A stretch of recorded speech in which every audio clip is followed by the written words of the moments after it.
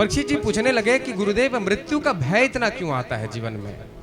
जब जब भी कोई भी व्यक्ति अपने मृत्यु के विषय में चिंतन करता है उसके मन में सहज भय उत्पन्न हो जाता है। श्री सुखदेव जी कहते हैं कि परीक्षित इसका कारण यह है कि मनुष्य मानव देह जैसा अमूल्य धन को प्राप्त करके भी जीवन पर्यंत केवल अपने बाल बच्चों के पीछे कमाने खाने में लग जाता है। धीरे धीरे समय कैसे निकल जाता है उसे खबर नहीं मिलता, और जब समय समीप आने लगता है, अब दाढ़ी जो है चांदी के हो गए, मूछ चांदी के हो गए, बाल चांदी के हो गए। हाँ, कल तक काले बाल थे, अब सफेद हो गए, बढ़िया चमचमाते। लेकिन हम भी कितने बड़े ढोंगी हैं, भगवान ने तो सफेद बना दिया, अब उसमें भी काला करने में लगे हुए। राधे राधे बोलना पड़ेगा। राधे राधे। कोई करता हो तो उसको मैं विरोध नहीं है, मैं तो व्यंग करना विनोद मेरा स्वभाव है महाराज। हाँ? अच्छी बातें कर लिया करो कम से कम। और धीरे धीरे जब मृत्यु समीप आने लगती है उसे पता लगता है कि हे भगवान अब न जाने कब निपट जाएं।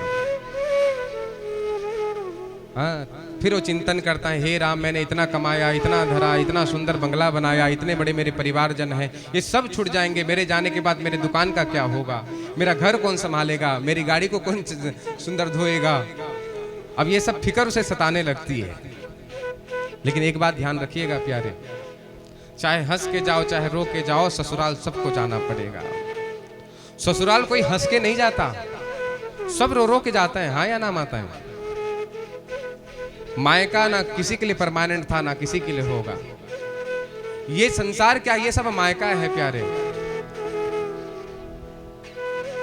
ससुराल तो एक ना एक दिन हमें जाना पड़ेगा, लेकिन ससुराल जाने में कब आनंद आता है माता, यहाँ बताइए।